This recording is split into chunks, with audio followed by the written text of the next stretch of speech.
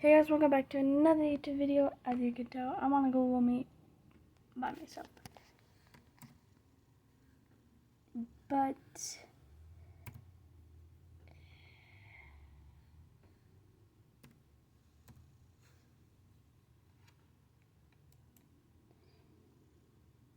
gonna be looking at Inside Edition. You guys already know the deal. So hold on.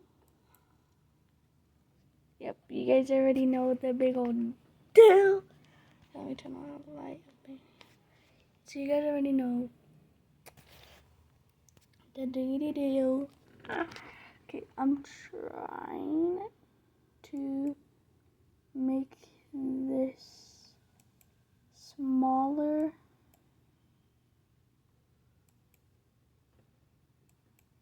So you guys can't see me anywhere, but I'm gonna pause the video and stuff and like show you guys what's going on in the video. Then yeah, so I don't know where to put you guys, so we're gonna put you guys on my water bottle. So let's go on this one, okay? This is our home. But too many of the people I grew up with are getting squeezed out by high costs. That's why I took Northwestern all the way to the Supreme. These men went above and beyond while delivering pizzas. I don't really expect anything. Just kind of expect to show up and just kind of leave. In 2018, when Joey Grundle went to deliver a pizza to a home in Wisconsin, he saw something he couldn't ignore. I showed up, I gave the guy his pizza, and behind him was a woman. I could see a black eye on her right eye, and that's when she pointed to it and mouthed the words to me, "Help me." And shortly thereafter, mouthed again to me, "Call the police." Did you see any other person in there besides the female? It was her, and I'm assuming her husband or whatever. He's the one that paid for it, whatever. She was standing behind him, and that's when I saw her mouth those things to me. Police went to the home and arrested the suspect. He was accused of entering his ex-girlfriend's home and punching her in the face. He faced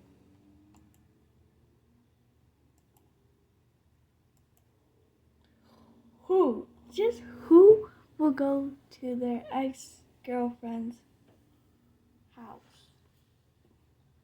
Just who? Like, who are you? Like, oh, this is gonna be a tough one, guys. Oh, let's mute my mic on here.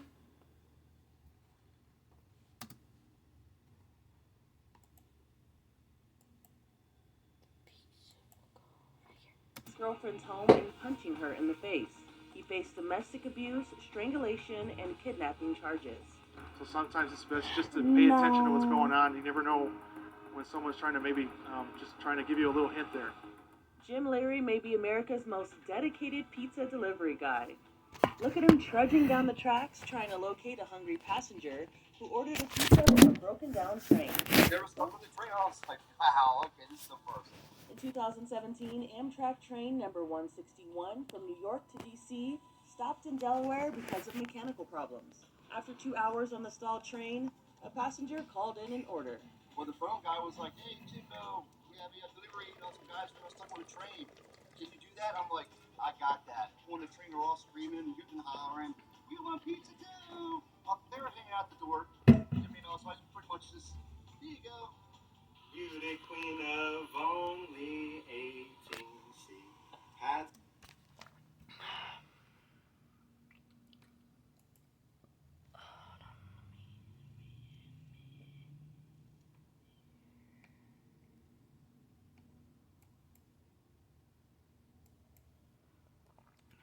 That's insane what he just did. Not gonna lie. So let me share my screen on my Google Meet.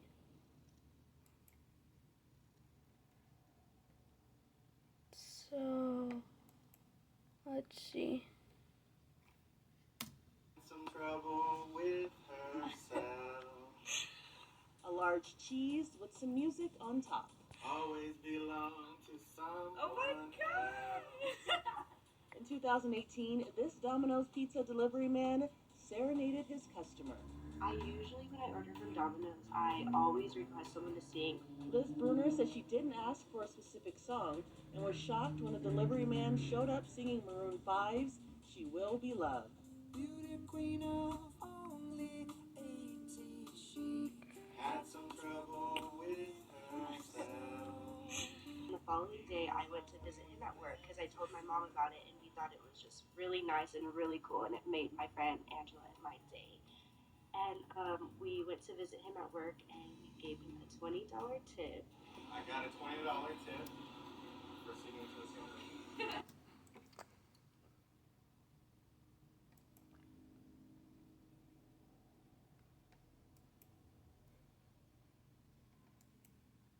That right there is the nicest thing ever you could do. Like, I don't know, like, it's the nice thing to do. Oh, I don't know why I did that, but it's the nicest thing to do, not gonna lie. Let's watch again. Beauty queen of only 18, she. In 2018, this pizza delivery guy dazzled the nation with his piano playing. Let's watch this. With Canva, we brainstormed Oh, together this on is whiteboard. What will you design today? Start Let's get designing some for water. free at canva.com.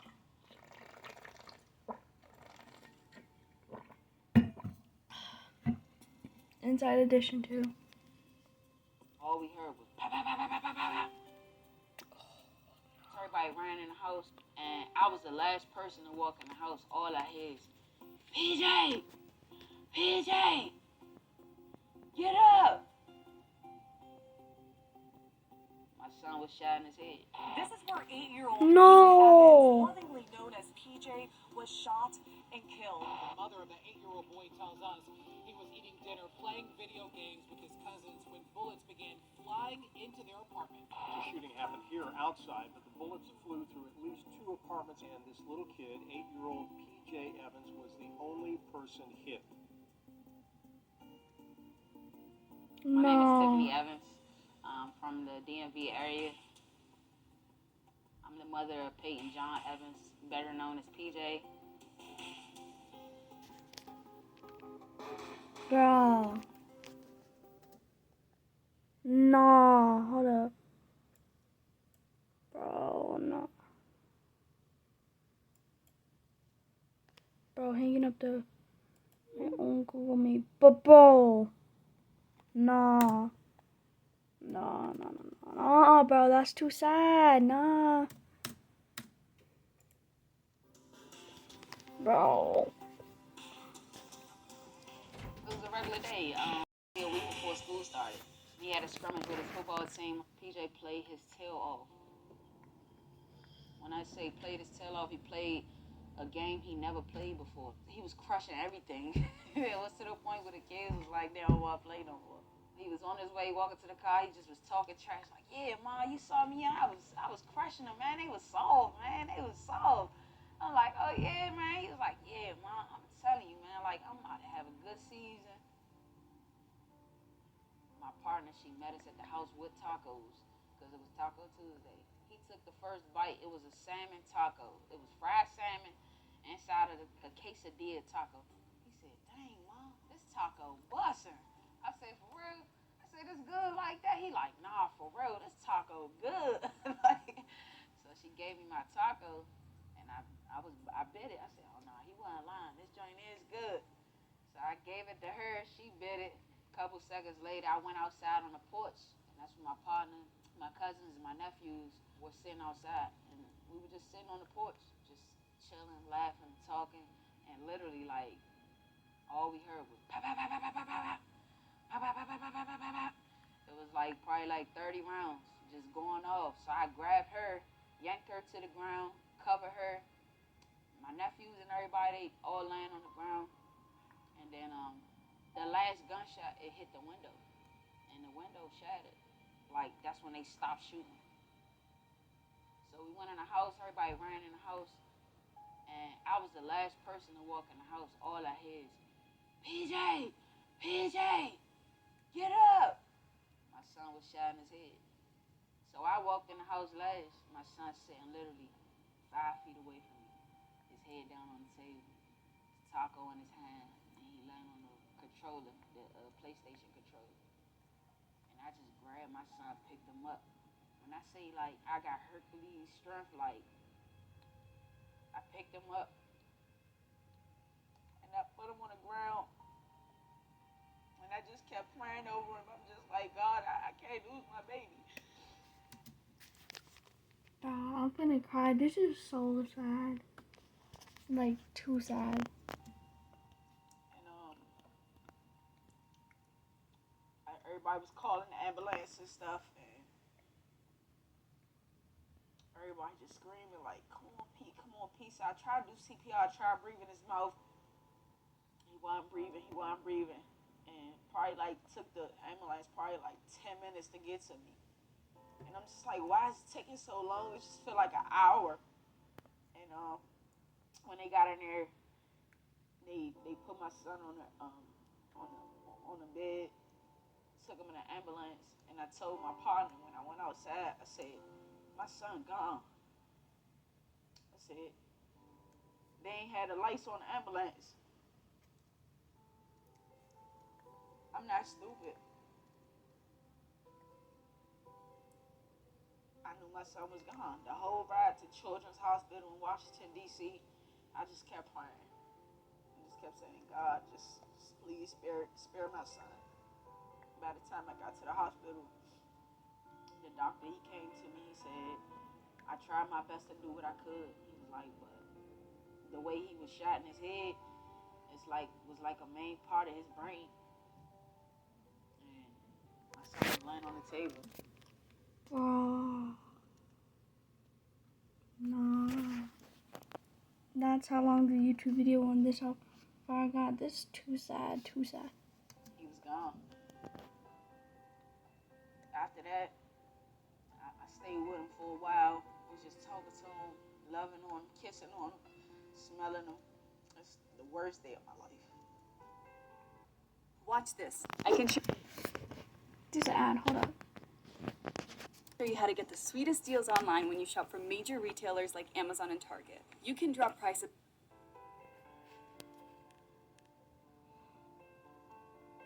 My mom, his favorite lady, called her every morning when he woke up. He called his grandma. Everybody still hurt. It's still a nightmare to everybody. He was the life of the party, man. So everybody loved him when he was here. These are just a few of his teams that he did play with. And this was his last team that he won a championship with. And this was his last coach. And this is his best friend. They've been playing football with each other since they was 3. So that was his best man.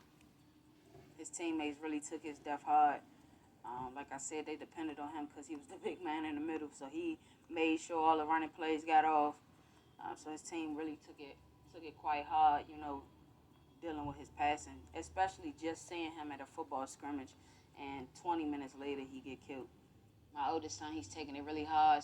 My 6-year-old, he watches his funeral literally like every other day on his iPad. He knows how to pull it up. He pulls it up and he looks at the funeral. He cries. Tiffany, she was a sweetheart. We've served the family before. Her and her whole family were grateful for our services. My name is Wes Chavis III. I'm a licensed mortician and funeral director, and I'm the owner of Compassionate Serenity Funeral Home here in Clinton, Maryland. But primarily, we service the black community. We do quite a bit of homicides because of the area we're in, close to D.C., where the homicide rate is up. You don't know what to say to people, man, when they keep coming back to you. We have so many families that have came to us 3 or 4 times in 1 year. Sometimes I have a cookout at my house with families like that because you just get tired of seeing them on funerals. You feel bad. We want to give the family a whole new experience in funeral service. We want them to know that we really cared. We put our best into representing your loved one for this day, their day, and we're going to make it a great day for you.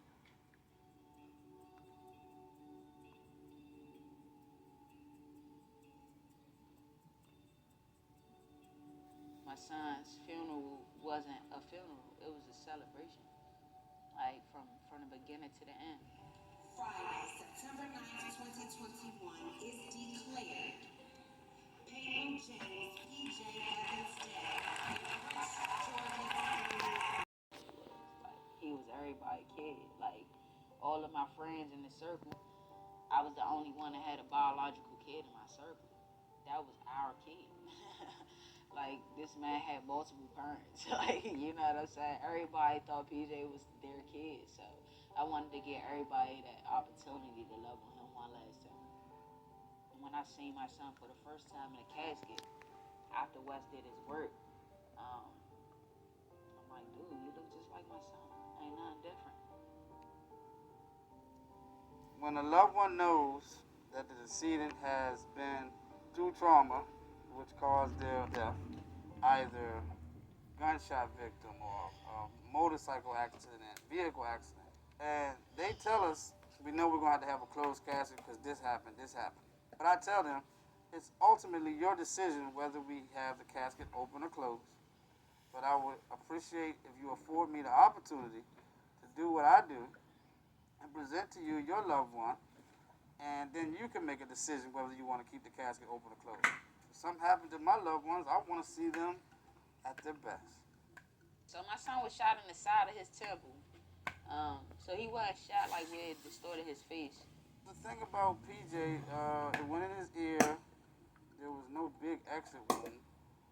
So it wasn't really.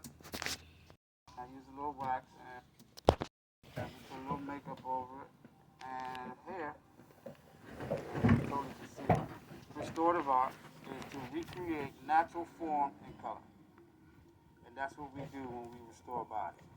If it's some structural damage, we recreate the structural damage and create the proper form and the proper color. Look like remember, I definitely love them boys, man. They definitely love me. Because again, like my son, he passed away 20 minutes after he just was with his teammates. It kind of was hard for them. They didn't understand it. Like, yo, we was just on a football field. But me, they loved him. And they still do, and I appreciate it. It's kind of hard. My partner, she wanted to do something for my birthday this year. I turned 35 in August, and I'm just like, I don't even want to do it. Like, my son not here to celebrate him. But I try to enjoy life as much as possible. I didn't skip it, by the way. My mouse is right here. I built my life over the last 8 years being a mother and trying to be everything for him. I lost myself, you know what I'm saying? So just relearning who I am as a person.